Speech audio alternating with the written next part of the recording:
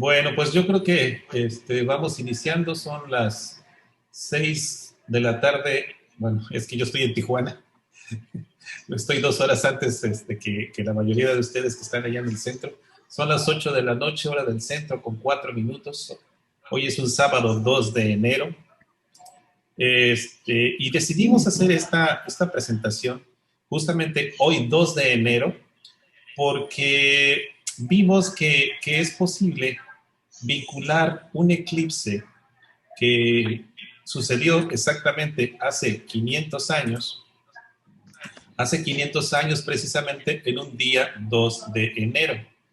Esto habría sido el 2 de enero de 1508, un poquito más de 500 años. Entonces estamos hablando de 1508 a 1521, estamos hablando de 513 años, ¿no?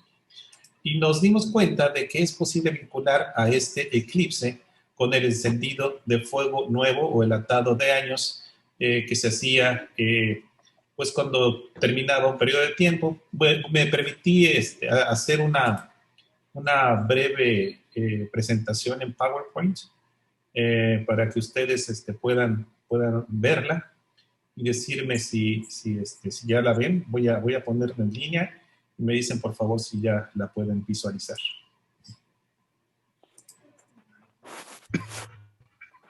¿Me pueden decir por favor si ya la están viendo? Sí, ya se ve. Ya la vemos, César. Sí. Bien, entonces si ya están viendo aquí mi presentación de aquí de PowerPoint, pues les damos la bienvenida a todos los que se han conectado aquí esta noche. Estamos realmente muy contentos de poder ofrecerles esta ponencia que le habíamos puesto el último atado de Años Nuevo Mexica y pues su vinculación con un eclipse de sol. Bien, vamos a ver lo que es una explicación de lo que es un atado de años, porque precisamente de esto habla la ponencia del día de hoy. Un atado de años es justamente un periodo de tiempo cumplido en el que se hacía un evento multitudinario y muy grande, fastuoso, que se llevaba a cabo en la parte alta de lo que hoy conocemos como el Cerro de la Estrella, allá en Iztapalapa. Antes a ese cerro se le llamaba el Huizachtepetl, que tenía muchos huizaches, el cerro de los huizaches, ¿no? Este evento se hacía a la conclusión de un periodo de tiempo eh, al que se le llamaba en lengua náhuatl Xiunelpili, o también se le podría decir como Toshiumonpili, que es en nuestros años Seatan. ¿Por qué quiere decir esto? Porque justamente después de 52 vueltas del ciclo de las veintenas, de este ciclo, que eran 18 fiestas veintenales más los 5 Nemonteni, se cumplía este ciclo de 52 años de 365 días. Y además tenía la virtud o la cuestión de coincidencia matemática de que coincidía la misma cantidad de días con 73 vueltas del Tonalpohualli. Esto se ve aquí muy fácil en esta ecuación, en donde son 52 por 365 es lo mismo que 73 por 260. Esto es igual a 18.980 días. Entonces, esta sencilla ecuación era justamente el tiempo necesario para que los dos engranes que podemos ver acá, estos dos engranes, imagínense que era una cuenta en donde estaba por un lado en una cuenta de 365 días y otra cuenta de 260, se iban ensamblando hasta que acababan todas sus posibilidades y volvían al inicio. Ese inicio era después de 18.980 días. En este evento, que le decíamos que era de Toshiumolpili, se atan nuestros años, se renovaba el fuego, se apagaban todos los fuegos de la ciudad, se apagaban todos los fuegos de las casas, se rompían las vasijas que tenían ya ahí, pues de alguna manera usándose ya durante mucho tiempo, también se barrían las casas. Entonces, pues era una ceremonia en la que participaba pues no solamente la clase gobernante, sino también todo el pueblo, ¿no? Entonces voy a seguir con la presentación, ya explicando lo que es un atado de años y cada cuánto se hacía este atado de años. es cada 18.980 pies. Bien, vamos a seguir con la presentación. La siguiente presentación y lámina es la lámina, creo que es la última del Códice Borbónico, ¿no, Israel? Está en el Códice Borbónico, no estoy seguro que sea la última, pero es el Código Borbónico, efectivamente. Sí, efectivamente. Pues ya que tienes abierto el micrófono, si nos ayudas a explicar un poco lo que vemos en esta escena. Explica los elementos. Por supuesto. Sí, claro. Pues esta es una lámina que está justamente dedicada a la ceremonia del Shunelpili, ¿no? Nombre correcto del ciclo que acabas de mencionar, Shunelpili. Y bueno, en la parte de hasta arriba, no sé si me puedes ayudar con el puntero. En la parte de hasta arriba vemos justamente lo que es el icono de un cerro, esa parte verde que vemos ahí en cuadriculada, es el icono de un cerro con una simbología de un palo sobre otro, ¿no? Son estos palos que se utilizaban para hacer el fuego, que se utilizan para hacer el fuego mediante fricción. Ese es justamente, o vendría a representar lo que es el Huichiltepetl, que como sabemos por las fuentes es donde ahí está justamente es un huizache, ¿no? Eso es, debo de entender, ese arbolito, ¿sí? En ese cerro, pues se hacía la ceremonia cada 52 periodos, 52 atados de Xiwit, y están unas huellitas ahí manifestando pues cierto movimiento, una cierta migración, quizá, también pues pudiera estar hablando del paso del tiempo, ¿no? Y vemos finalmente unos pues sacerdotes ahí en un recinto que están justamente ofrendando los atados. El atado, pues se le llamaba atado porque generalmente se hacía una especie de atado, hasta la actualidad todavía en algunas ceremonias se llegan a hacer esos atados de carrizos que simbolizaban los años, ¿no? Entonces, en esa ceremonia, cada 52 años, estos elementos, junto con algunos otros, estamos hablando también de figurillas, de vasijas, de implementos de la vida cotidiana, se quemaban, se echaban a la hoguera una vez, obviamente que ya se habían prendido el nuevo fuego, para simbolizar un renacimiento, una renovación, ¿no? Y en la parte de la extrema derecha, vemos también unos iconos muy interesantes que seguramente ahorita nos vas a explicar mejor, César. Estoy hablando de las personas que están ahí, son personas comunes, ¿no? Vemos arriba, pues es una persona en una casa, abajo, muy importante, una mujer embarazada con un guerrero ahí en la parte de afuera. Había una cierta creencia de que la mujer embarazada en el eclipse se podía transformar en fiera, ¿no? Entonces, ahí está como representado el guerrero, por si las moscas, ¿no? Y abajo también unos personajes infantes, parecieran, que están pues observando la ceremonia. Lo interesante aquí pues son las mascaritas que portan. Ahí el año pues hasta arriba, vemos el año en la parte de arriba, es un año 2 carrizo, ¿no? Que está ahí pues perfectamente simbolizado. Lo interesante aquí pues quizás sea que nos hablares de las mascaritas de sal. Sí, aquí las máscaras pues son máscaras de maguey que Fray Bernardino de Sahagún y algunos otros cronistas nos dicen que justamente cuando se hacía la ceremonia de Fuego Nuevo, y por tradición y por cosas que aún perviven hasta la actualidad, en algunos pueblos en las que todavía se les sigue poniendo a las personas una máscara de maguey para cuando hay eclipses. ¿O quieres transmitirlo allá? Ya. Ok. Les pido, ¿me ayudan por favor a apagar sus micrófonos, por favor? Ok, muchas gracias, muchas gracias. Bueno, entonces vamos a seguir en la próxima lámina. Aquí nada más queremos rescatar esta imagen en el de vemos aquí a las personas con máscaras de maguey. Bien, vamos a seguir con la presentación. El último atado de años antes de la invasión castellana, antes de que llegaran los europeos a estas tierras, se llevó a cabo en el año nativo 2 Caña, como lo podemos ver aquí, y de acuerdo a la correlación calendárica del doctor Alfonso Caso en su versión de Nicholson, este año Dos Caña habría corrido del 17 de febrero de 1507 al 16 de febrero de 1508. Esto, como vemos, no coincide con el inicio del año cristiano, porque obviamente no comenzaban al mismo tiempo. En este año o en este periodo de tiempo, que fue de 1507 a 1508, esta cuenta de las veintenas, esta vuelta de las veintenas, que es vaga, que es decir, que es el movimiento, habría empezado con el 1 Cuauhtémoc el 17 de febrero de 1507 y habría culminado con el quinto Nemonteni el 16 de febrero de 1508. Aquí podemos ver lo que es un monolito en donde están representadas esas haces de caña que veíamos justamente en el Códice Borbónico, y aquí vemos cómo está tallado el glifo del año Dos Caña.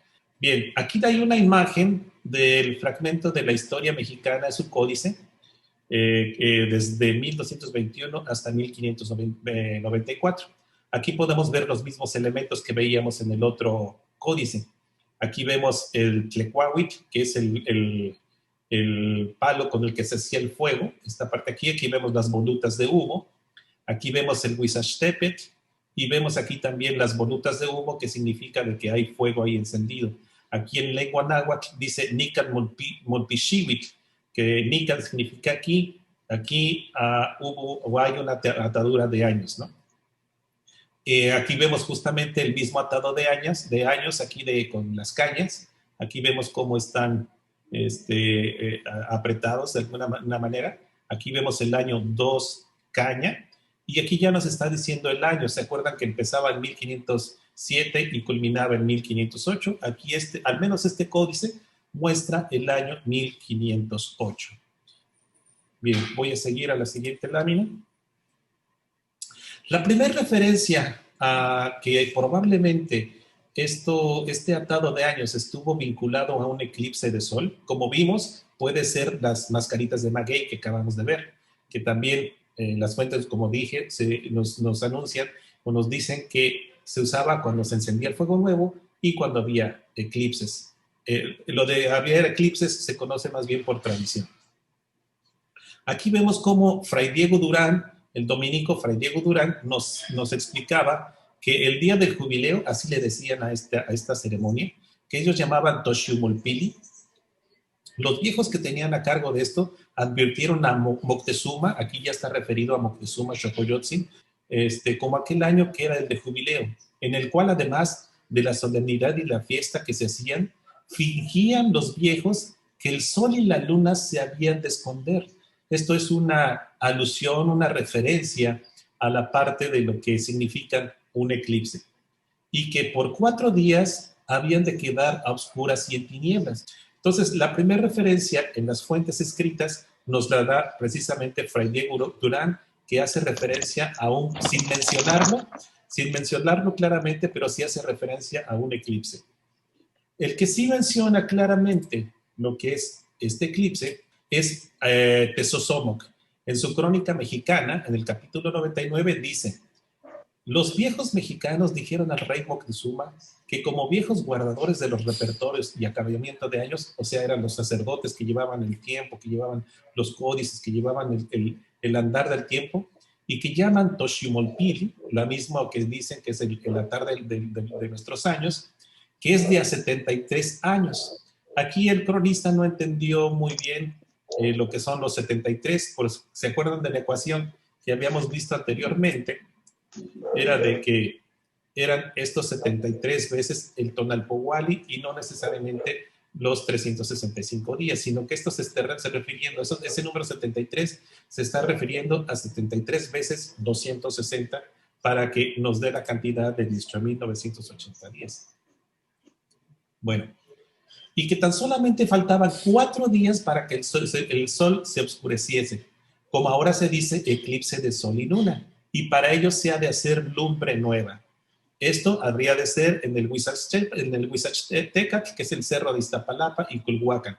Entonces, como vemos, aquí Tezosomoc nos explica muy claramente que para ese evento le dijeron a Moctezuma que faltaban 4 días para que se oscureciera el sol. es decir, 4 días para que hubiera un eclipse, y que ese eclipse entonces estaba relacionado al Toshimolpili, exactamente a la atadura de esos años, de precisamente en el tiempo de Moctezuma. Aquí lo dice el rey Moctezuma, más adelante se puede ver que esto también está contextualizado en la época de Moctezuma Xocoyotzin y no de Moctezuma Ilhuicamina. Entonces aquí nos lo dice muy claramente Tezosomoc. Hay un eclipse, que faltaban 4 días para que sucediera este eclipse, y esto estaba relacionado a la atadura de años, justamente, y que esto se hacía después de un ciclo cumplido de 73, que como ya vimos, es un círculo completo del Tonalpohualli. 73 veces el círculo completo del Tonalpohualli es exactamente 52 veces el círculo completo de las 18 veintenas más los 5 de Monteni, son 18.980 días. Con esto ya podemos entonces, de alguna manera, vincular estos eventos. Y lo mejor de todo es de que nos dice que hay un eclipse, y sabemos que a partir de ese dato, con la astronomía moderna, podemos calcular en qué fecha habría ocurrido ese eclipse, visto justamente aquí en lo que es la latitud de México, de México Tenochtitlan, de esa época, y entonces podríamos entonces encontrar la fecha en que esto habría pasado. Bien, vamos a seguir más adelante. Aquí, entonces, algún eclipse de sol durante el año 2 Zácatl, que ya vimos que corrió del 17 de febrero de 1507 al 16 de febrero de 1508, ¿fue visto en la latitud de Tenochtitlan? Esta es una pregunta. Y vamos a ver, nos vamos entonces a las tablas de los eclipses que nos muestra la NASA. En 1508 hubo estos eclipses, 1, 2, 3, 4. Pero el que ahorita a nosotros nos concierne es este de enero 2, January, que es justamente hoy, que estamos en enero 2, como habíamos dicho, de 1508. Entonces, vamos a ver que efectivamente en la misma NASA nos dice que sí hubo un eclipse justamente en esa fecha. Vamos a seguir con la presentación, y aquí vemos cómo es que se habría visto esa magnitud de ese eclipse. Aquí estamos posicionados justamente en la Ciudad de México, y vemos que hubo un eclipse parcial de sol que tuvo un obscuramiento del 30%, casi el 31% de una magnitud de 0.4, y que fue precisamente un eclipse parcial de sol. Aquí vemos la latitud de la Ciudad de México, y había alcanzado entonces este eclipse justamente en esa latitud. Aquí vemos entonces cómo es que el 2 de enero de 1508, cómo se habría visto esa mañana, porque esto fue a las 7:54 de la mañana, justamente el sol habría salido eclipsado. Aquí puse cuando se alcanza la mayor magnitud del eclipse, que como vimos fue de punto 422, y vemos que entonces el sol habría salido eclipsado. Aquí está la luna, aquí está Venus a un ladito, aquí está Venus y el sol a un lado. Prácticamente es una conjunción, tanto el sol como de la luna como el planeta Venus, justamente el 2 de enero de 1508. Esto pues parece entonces que de alguna manera que estén los tres ahí, parece un poco darle peso y valor a que entonces por qué es que habrían hecho esta ceremonia justamente en ese día, ¿no? Ese 2 de enero de 1508. Bien, voy a seguir con la presentación. Ahora que ya sabemos entonces que este atado de fuegos nuevos muy posiblemente estuvo relacionado entonces a un eclipse, y que ese eclipse se llevó a cabo el 2 de enero de 1508 en la latitud de Tenochtitlan en ese año, ¿a qué fecha corresponde en el año nativo? ¿Hay forma de que lo pudiéramos saber? Bueno, utilizando la correlación del doctor Alfonso Caso, que es la cuenta que nosotros usamos para nuestras explicaciones, nos damos cuenta de que ese día habría sido justamente un día 8 caña del año 2 caña, habría sido un domingo 2 de febrero de 1508, y habría pertenecido a la veintena de Atemostli justamente en su día número 20. Es decir, que ese día habría estado terminando la veintena de Atemostli y habría estado corriendo el tonal 8 caña en el año 2 caña. Entonces ya tenemos esa correlación. El 2 de enero de 1508, fecha en la que hubo un eclipse y muy probablemente estuvo relacionada con el atado de fuego nuevo, se dio en un día 8 caña del año 2 caña. Pero bueno, hasta aquí es una cuestión en la que podemos más o menos estar seguros. Pero déjenme mostrarles un dato, y es el dato que quiero mostrar, que de alguna manera amalgama todo lo que hemos visto aquí. En los anales de Cuautitlán se dejó dicho lo siguiente. Aquí hay una forma de comprobar, es justamente lo que vamos a hacer ahorita. En los anales de Cuautitlán se dejó dicho lo siguiente. En un día de signo 8 caña se ataron los años. Ya entonces se cayó el tizón, se encendió el fuego nuevo y más adelante del mismo texto se lee, en el propio año se eclipsó el sol. Aunque aquí no nos refiere que haya sido el mismo día, pero sí hace una referencia de que ese mismo año se eclipsó el sol. Pero aquí lo importante es lo que dice, en un día de signo 8 caña se ataron los años. Y es justamente lo que vemos acá, que de acuerdo a la correlación del doctor Alfonso Caso en su versión de Nicholson, justamente ese 2 de enero de 1508, el día del eclipse, justamente se llamó 8 caña. Entonces, los anales de Cuautitlán vienen a corroborar todo lo que estábamos observando, que exactamente sí coinciden los datos. Aquí lo hemos puesto en un extracto justamente directamente del códice, en donde vemos aquí, que dice aquí 2 ACAT, y aquí vemos donde dice 8 ACAT.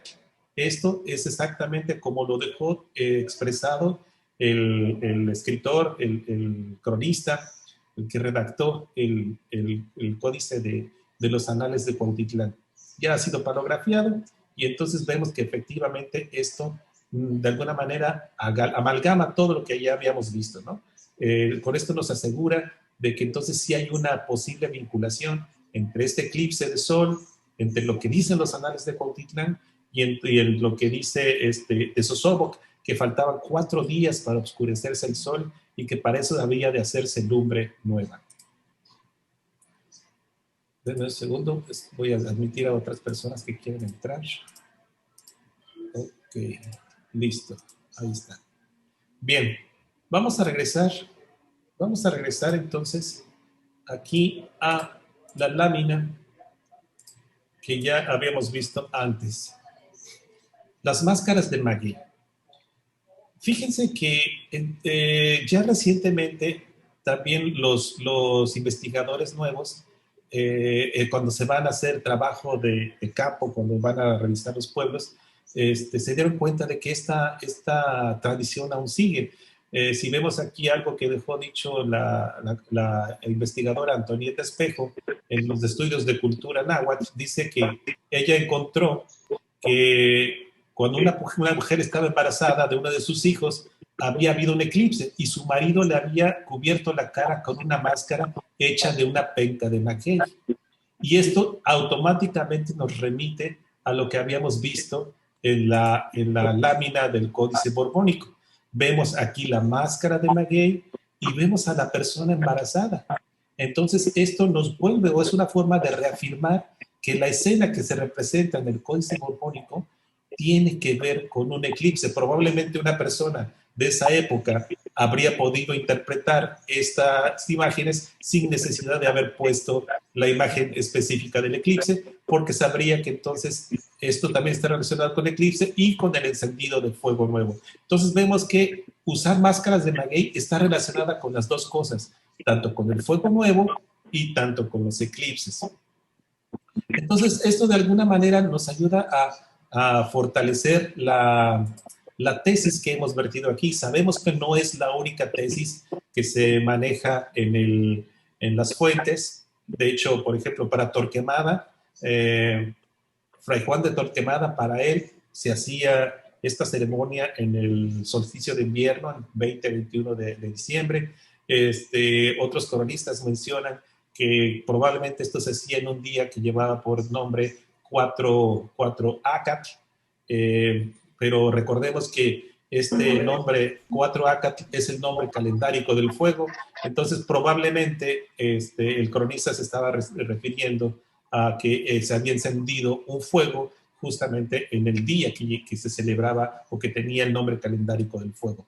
Pero los anales de Cuautitlán, de Sosómoc y las representaciones gráficas del Códice Borbónico, todas se amalgaman para terminar con este cierre que es justamente el presentar la tesis de que no habría sido, como más comúnmente se conoce, que esto fue cuando las Pléyades llegaban al cenit, como nos lo dice Fray Bernardino de Sahagún. Nosotros, o al menos es lo que yo creo, yo pienso que es como cuando no necesariamente tenía que hacerse el día de la fiesta o esta celebración el día que culminaban estos 18.980 días. Es como cuando alguien cumple años no sé, en un martes. En un martes nadie va a ir a tu fiesta. Entonces, lo que haces es que te escoges el siguiente día, el más propicio para poder celebrar esta ceremonia, y es justamente lo que se hizo. Se habría extendido un poco hacia enero, al menos eso es la tesis que estamos dando como explicación, para conciliar todos los datos que hay en las fuentes respecto a los distintos fechas en las que se habría podido hacer este encendido de fuego nuevo. Y entonces habrían extendido un poco hacia el 2 de enero de 1508.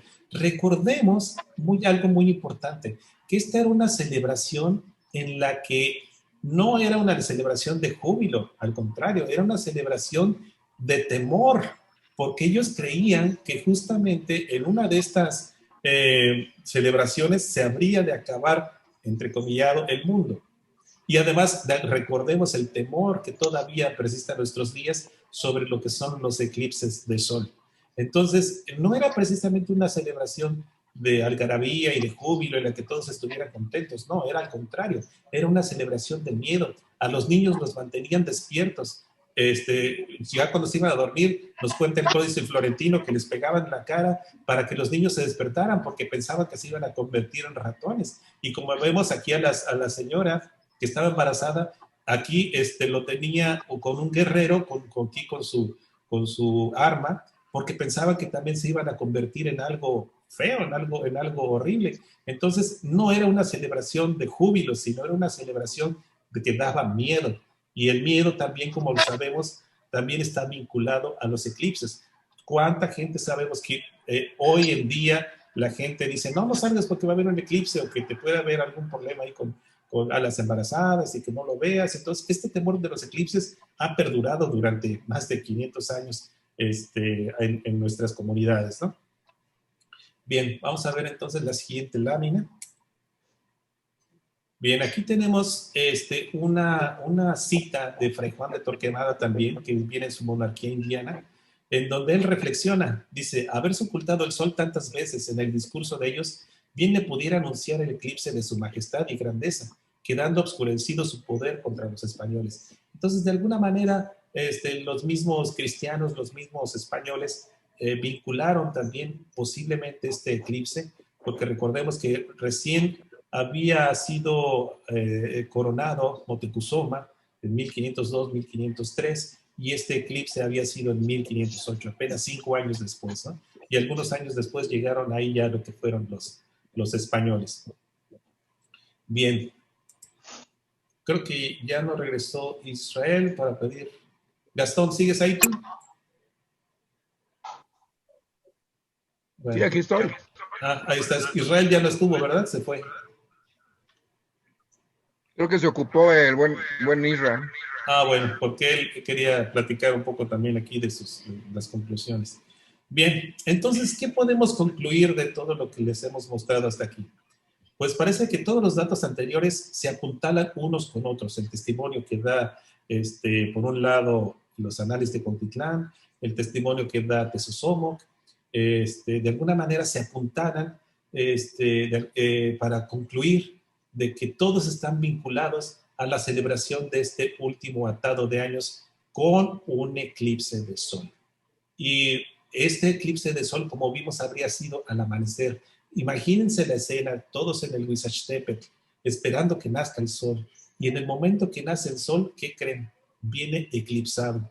Viene eclipsado. ¿Se imaginan el horror o el temor que pudo haber esto causado? Y probablemente Moctezuma y con sus sacerdotes, que ya seguramente habrían podido de alguna manera calcular este eclipse, probablemente habrían dado al pueblo pues esperanzas o de alguna manera decirle de que ellos podían pues salvar al sol con sus ceremonias y con los sacrificios y con toda esta escena. Era más bien como una puesta en escena para el pueblo y probablemente esto habría reforzado más pues la parte de su poder, ¿no?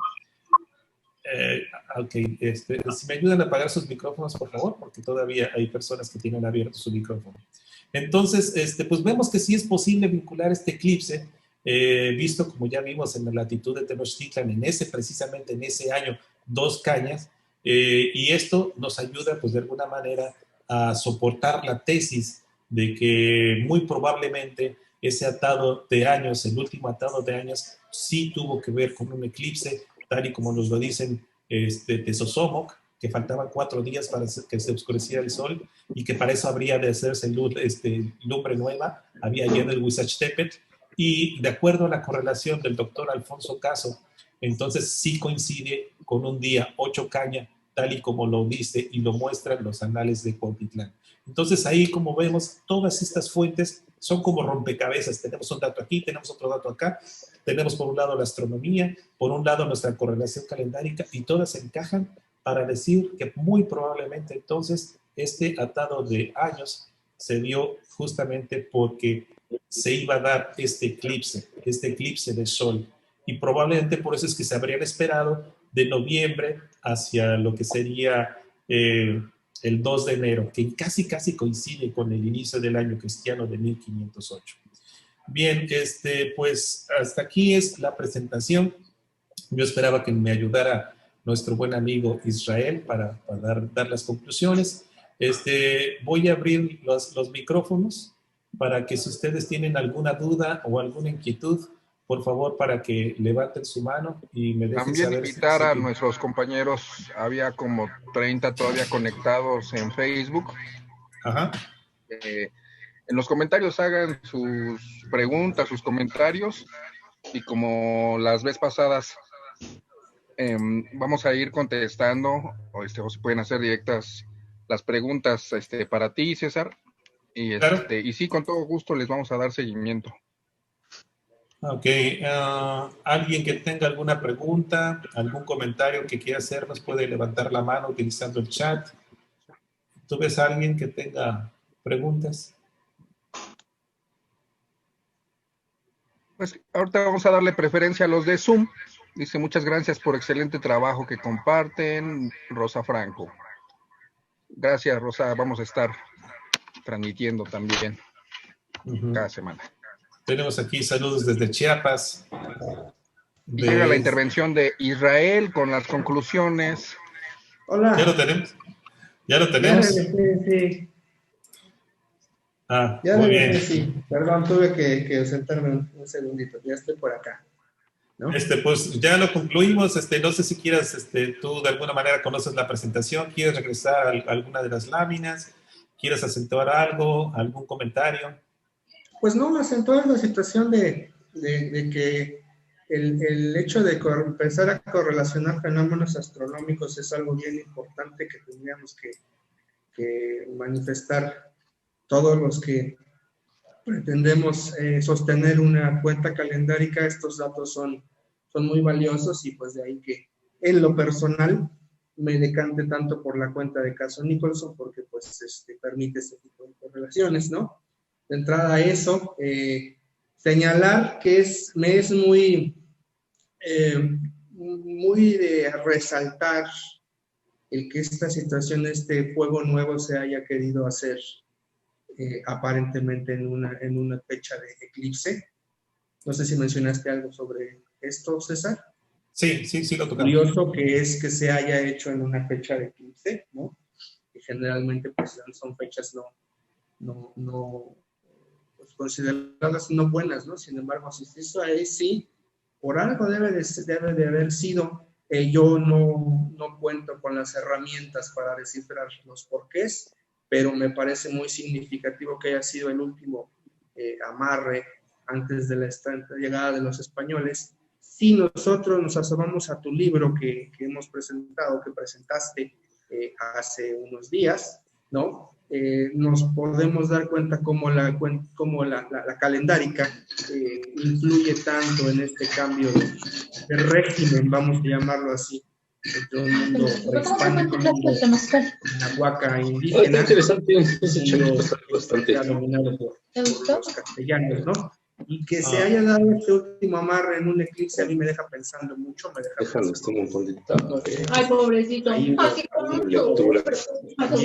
ceremonia encaminada a buscar algo, ¿no? Si ellos tenían ya cierta noción de que iba a haber un cambio en ese periodo de años, pues el haber hecho una ceremonia en un eclipse, pues también me parece que puede haber sido una especie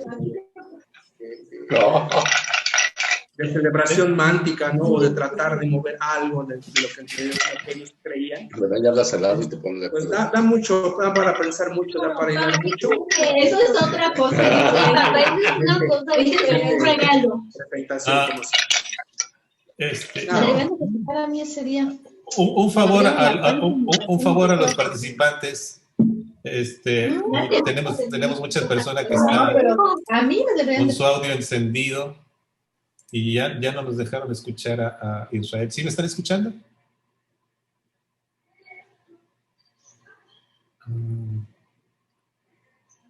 Gastón.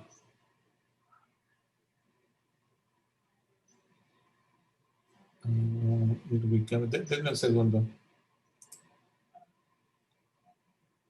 A ver, Israel, ahí estás, ya estás, ¿verdad? Sí. Sí, es que teníamos mucho ruido y tuve que silenciar a quienes tenían abierto su micrófono. Claro. Si nos puedes ayudar un poco, a ver dónde está también aquí Gastón. Listo, ahí estás, Gastón. Ahí estamos. Sí, bueno, muchas entonces gracias. No te escuchamos, Israel, si nos ayudas otra vez a platicarnos tu comentario, porque se escuchó mucho ruido. ¿Todo el comentario? No, bueno, un resumen de tu comentario. Bueno, pues que muy significativo que haya sido en eclipse, ¿no? Sí. El que sea el eclipse y unos años antes de los episodios que narras en tu libro, ¿no? Que al parecer ellos ya tenían cierta noción de lo que iba a suceder o pudieron haber modificado su actuar para que sucediera. Entonces, el hecho de que hayan amarrado su último Shumelpili, más bien, antes de ese periodo, pues a mí me parece que es muy significativo que lo hayan hecho. ¿Por qué? Pues a lo mejor ahí podemos ponernos a lucubrar mucho, pero de que es una fecha muy, muy significativa y queda mucho para pensar, ¿no? Nada más, yo creo que esa fue la parte que se pudo ver. Mira, a mí me gustaría comentar, y entiendo bien tu pregunta, pero recordemos que esta no era una fiesta de celebración. O sea, no era una fiesta de algarabía, de estar de júbilo, sino era una fiesta con temor, era de temor. Justamente por eso es de que se hacían todos estos sacrificios, porque se decía que justamente en una fecha como estas, así lo dicen las fuentes, ellos pensaban que se había de acabar el mundo. Entonces, ¿te acuerdas que esperaban? ¿Perdón? Justamente, no es, el comentario va más en relación a lo que ellos creían. Para ellos, el hacer una ceremonia también era influir de algún modo en el devenir del tiempo. El que un atado de años se haya hecho en un eclipse donde entendemos que había ciertas influencias cósmicas, no importa que nosotros no creamos en ello, ellos lo creían, ¿no?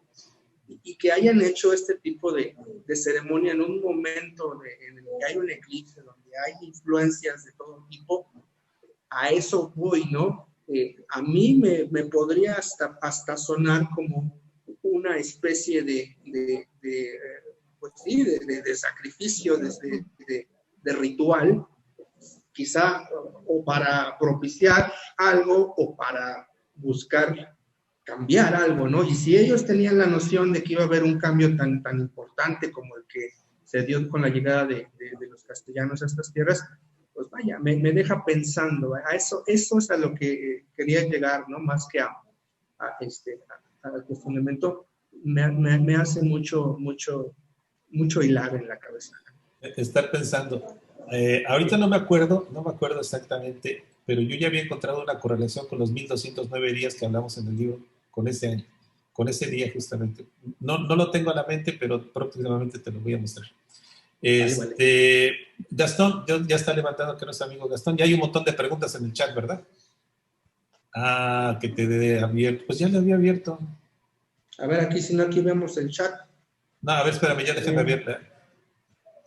Pues, Gastón, se supone que estás tú para que lo reactives. Ya te di. Ahí está, sí, ya me lo... Ok. Es que no podía habilitarlo. Hay que tomar en cuenta muchas cosas que a lo mejor ahorita no lo vemos igual, porque tenemos una duración de vida muchísimo mayor. Hay que entender que a 52 años una fiesta de este tipo, pues prácticamente se apostaba porque lo viviéramos una sola vez en toda la vida de cualquiera de los abuelos. O sea, no todos llegaban a los 52 años. Y si ellos coincidían en que en su vida, si acaso, algunos, y yo creo que muy pocos, podían estar presentes en 2. El hecho de que inclusive se rememorara una fiesta de esta magnitud posterior a 1521 le da todavía más importancia porque es previo a la invasión. Entonces, de ahí, tanto la fuerza cuando ocurre en 1508, que coincide con el eclipse, que hasta donde yo sé, no ha habido una celebración de Fuego Nuevo en donde coincida un eclipse a la fecha. Hay que revisar, ¿no? Igual y hasta podemos esperar con cálculos alguna próxima vez que no sé en cuántos cientos de años podamos tener un evento similar. Pero en 1508 y queda toda esa en la psique social. Y luego sucede pues el cambio de régimen, que prácticamente entendemos la simbología que es que el sol muere en 1508. Y de ahí pues, todas las supersticiones que se nos puedan ocurrir, ¿no? Un dato más ahí, Gastón. Un dato más. Ajá. Hay 13 años de diferencia a 1521. Si tú a 1508 le sumas 13 años, llegas a 1521, lo cual también es muy significativo. Otra vez. Pues tenemos algunas preguntas aquí. Enrique Tlalteca Campero nos dice, ¿pudo haber sido un ajuste calendárico? Híjole, le das al clavo pero yo creo que necesitaríamos toda una otra ponencia para explicar. A ver, ¿tenemos más preguntas por ahí, Gastón? Pues comentarios solamente, por ahí hay uno de Décimo Zipacli, ¿por qué las fiestas de Año Nuevo algunos los proponen en noviembre? ¿Y qué día debería de ser? Pues mira, es justamente esto que estamos presentando, no es más que una propuesta. Es una propuesta que creemos que explica pues varias fuentes, como lo dije, es como un rompecabezas que se arma y hacemos una propuesta, porque como también lo mencioné hace rato, hay fuentes que dicen que esto se hizo en un día 4 ACAC, pero como ya les mencioné, posiblemente tiene una explicación de que el nombre 4 ACAC, nombre calendárico, es el nombre calendárico del fuego. Entonces podría tener una explicación de que se hizo un fuego nuevo porque era el cumpleaños del fuego. Ahora, la cuestión de noviembre también yo ahí no tengo una explicación, digamos, total para eso, ¿no? pero también lo dije hace rato, es como si fuera la culminación matemática no necesariamente era que se hiciera exactamente el día que terminara. Es como cuando tú cumples años el martes. El martes, pues no vas a tener a tus compas que lleguen ahí el martes. Entonces te esperas al día más propicio para esto. El día más propicio, pues ellos escogieron o habrán escogido justamente el día del eclipse. Esto es meramente una explicación mía, ¿no? Porque sabemos que Sagún sí lo dice, que es cuando, a medianoche, cuando las Pléyades estaban pasando por lo más cercano al cenit, y en eso actualmente ya sabemos que eso puede ser en noviembre, y por eso es que se ha hecho esta referencia. Pero precisamente lo que estamos haciendo con este video es decir, hey, hay otra explicación, no nada más tenemos que ceñirnos a lo que dice Sagún. O sea, los análisis de Cuautitlán dicen, el 8 calla, fue cuando aceptaron los años. Y el Tezosomoc dice, hey, faltaban 4 días para que se eclipsara el sol. Entonces, cuando tienes distintas fuentes que apuntan hacia una misma directriz y después los compruebas con un mecanismo calendárico, entonces eso da soporte a la tesis que estamos presentando. No estamos diciendo que esta sea la verdad, pero estamos mostrando de que sí existe esa probabilidad de que tengamos no nada más que hacerle caso a Sagún. O sea, porque la mayoría de los investigadores se ha basado y le ha hecho más caso a la autoridad de Sagún. Pero Sagún no menciona cuándo fue el día. Sagún lo único que menciona es de que cuando las Pléyades estaban a la medianoche, pero ni siquiera sabemos si la medianoche significaba lo mismo para ellos o para nosotros, ¿no? O para los antiguos. Entonces, esta es una propuesta que estamos presentando pues para ser analizada. No decimos que sea la verdad, pero encontramos motivos suficientes como para poder decir que muy probablemente los anales de Cuautitlán, y los anales de Cuautitlán sí lo dicen claramente, en un día de signo 8 caña se ataron nuestros años, en un año 2 caña. Y ya vimos que exactamente corresponde a un eclipse de sol, como lo menciona Tezosomoc, como lo menciona Torquemada, y como lo menciona Durán, haciendo referencia a un eclipse de sol. Muy bien, muy interesante. César nos comenta aquí al final, Cuauhtlicóatl, agradeciendo la exposición que nos haces, César, y nos pide por ahí bibliografía o links. Yo creo que eso lo remitimos a los grupos, tanto al Cuauhtiempo como a la página Calmiga Calendarico, que vamos a ir subiendo contenido y algunos posts referentes, y obviamente pues ya que se acerque la fecha, pues vamos a considerar darle un poquito más de importancia a este tema del fuego nuevo y todo lo referente, ¿no? ¿Y quieres comentar algo, Israel? Mira, aquí hay una pregunta interesante, yo no sé la respuesta, te la paso a ver si tú la sabes. Dice, ¿qué hacía Tlatoani durante esos momentos? Pues era el que se disfrazaba de Xiuhtecutli.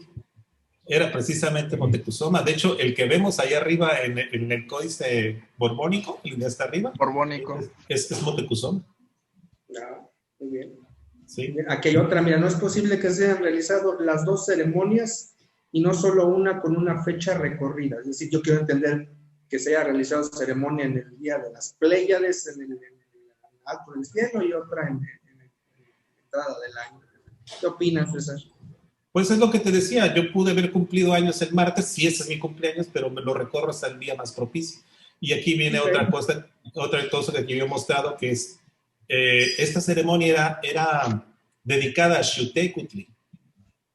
Entonces, en mi opinión, y así lo dicen las fuentes, que era dedicada a Xiuhtecutli. Entonces Xiuhtecutli es uno de los 9 señores de la noche, y esta ceremonia era nocturna. Entonces, para mí, el día que tuvo que haber sido celebrada esta ceremonia, tuvo que haber tenido por señor de la noche a Xiuhtecutli. ¿Y qué creen? El 8 caña, que nos dicen los anales de Cuautitlán, justamente tiene como señor de la noche a Xiuhtecutli, o Xiuhtecutli, como quieran decirle, ¿no? Hay una piedra allá en Xochicalco, descubierta por César Sainz por allá de los 60s, en donde se ve el símbolo del primer atado de años con el encendido de fuego nuevo, y tiene ahí referenciado al año 1 conejo, y tiene el día, el tonali, que es un tonali 2 coatl. Si uno se va a los códices al Borbónico, por ejemplo, y buscas el día 2 Coatl en el Tonalpohualli, te vas a dar cuenta que, ¿qué crees? Que también tiene al señor, por señor de la noche, a Xiuhtecuhtli. Entonces, no necesariamente el día que cumplo años, ese día habría tenido como señor de la noche a Xiuhtecuhtli. Entonces, ¿qué hago? Pues me espero al siguiente más propicio, el siguiente día más propicio para celebrar bueno, no celebrar, sino para hacer este evento de que fuera el atado de años, ¿no? La celebración en que se sacaba el fuego nuevo. Cuando menos esa es la forma en que yo trato de explicarlo, ¿no? Por supuesto. Nos preguntan que si la cuenta calendaria sería el 16 de febrero. Para esta correlación, sí, y para ese año en específico. Recordemos que la correlación que estamos usando acá usa años pagos, es decir, que la fecha de entrada del Xiwitl va desfasándose cada 4 años. Entonces, ese día 16 de febrero sería correcto únicamente para ese año en específico, ¿no? ¿Decías, Gastón? Sí, nos comenta Mónica Jarillo que sí es posible que este eclipse sea uno de los presagios que esperaba Moctezuma. No me acuerdo si había dentro de los presagios un relacionado a un eclipse, pero como lo dije en la última lámina, Juan de Torquemada sí lo toca. Y ya ves que dice que esto era como una alegoría, como una forma de que se iba ya a eclipsar el reino de Moctezuma. De los presagios, no había ninguno que tuviera... No hay eclipses, no, se menciona un cometa por ahí sí. y fuego que cae del cielo, pero no eclipse, no lo mencionan los códigos. No lo mencionan. Okay. ¿Alguna información, dice, hay alguna información de que celebraran alguna atadura de años después de la llegada de los castellanos? Que ya sepa, no sé, César. Sí, lo menciona Sagún, pero muy someramente dijo que llegado el año de 1559 se hizo una atadura, pero como ya estaban los españoles aquí, como ya estaban los españoles en esta tierra, no se hizo tan fastuoso como lo hacían antes, ¿no? Entonces debió haber sido algo muy pues sencillo en esa parte. No sabemos si fue en el 1 Conejo o en el 2 Caña, pero creo que sí lo hicieron otra vez en el 2 Caña.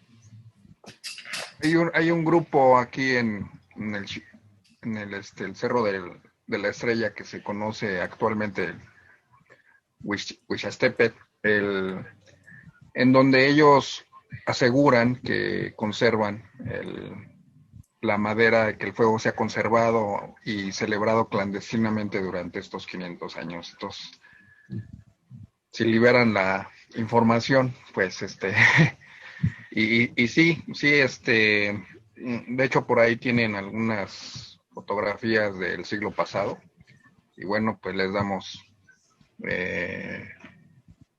pues la credibilidad a los tiempos que nos compartan también lo que están custodiando, ¿no? Los compañeros, entre ellos los del Señorío de las Águilas.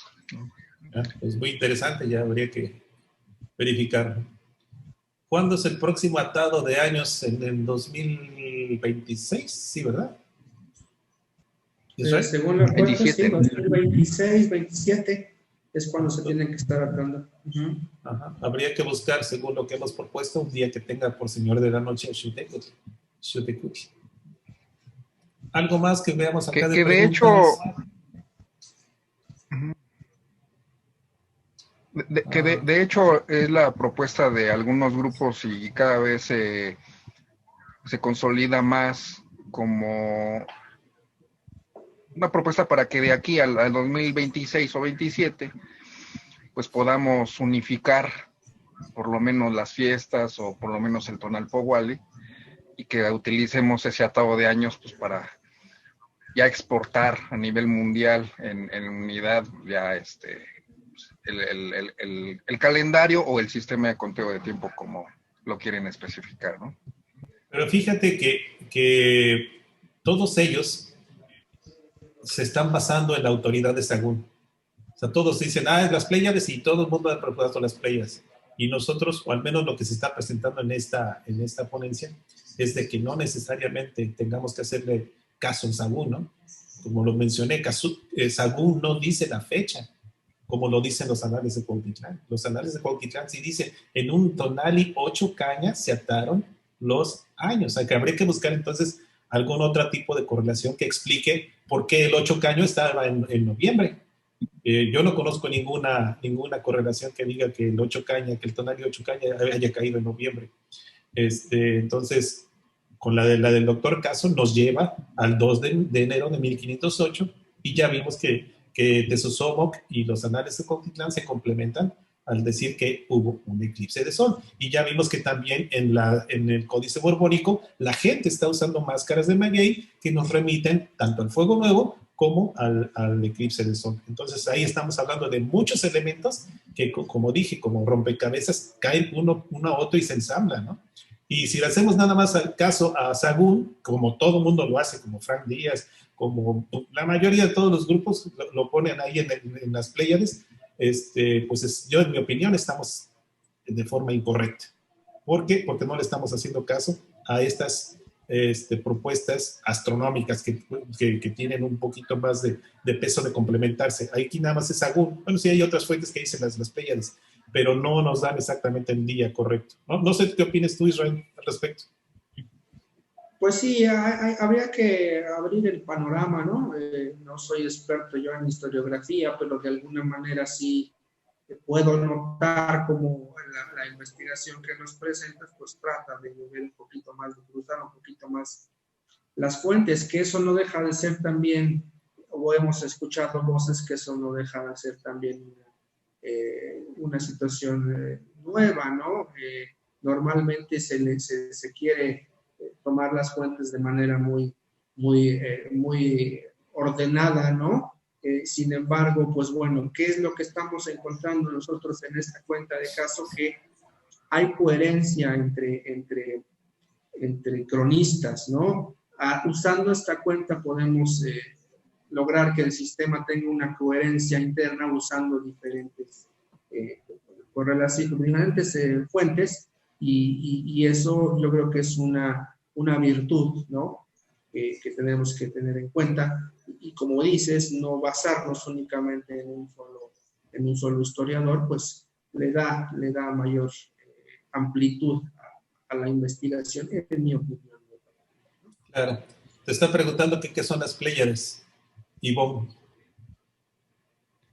Las Pléyades son un grupo de estrellas que están en la constelación de Tauro o cercanas a la constelación de Tauro, que fueron muy veneradas desde la antigüedad, no nada más por la cultura anahuaca, sino por muchas otras culturas. Los griegos le llamaban las cabrillas, ¿no? Pléyades viene también de esa mitología griega, que eran unas damas que eran seguidas por Orión, ¿no? Que está por ahí muy cerca. Y es un grupo de estrellas que tienen la particularidad que cuando se encuentran en lo alto tienden a estar en oposición al Sol en ciertas temporadas de noviembre, que finalmente eso es lo que probablemente llama la atención de noviembre, ¿no? Entonces son un grupo de estrellas, ahí ya son varias estrellas, pero las más grandes creo que son 7, ¿no? Los ancestros le llamaban el Tianquistli, el mercadito, porque se ve así como si fuera un montón de personitas que se hubieran ahí juntado, ¿no? O sabe, el cascabel para los mayas, ¿no? Entonces es un grupo de estrellas muy importante que supuestamente, según lo dicen los cronistas, se esperaba que estuvieran en la medianoche al cenit me refiero al punto más alto del cielo, para hacer la ceremonia, ¿no? Eso es lo que nos dice Sagún. Sin embargo, como vemos, pues hay otras maneras de interpretar esa ceremonia, ¿no? Esas son las Pléyades. La más grande, claro. Electra. Sí, es un asterismo. Son más de 7, pero son las que alcanzamos a ver con una noche clara y con buen ojo, no como yo que ya uso lentes.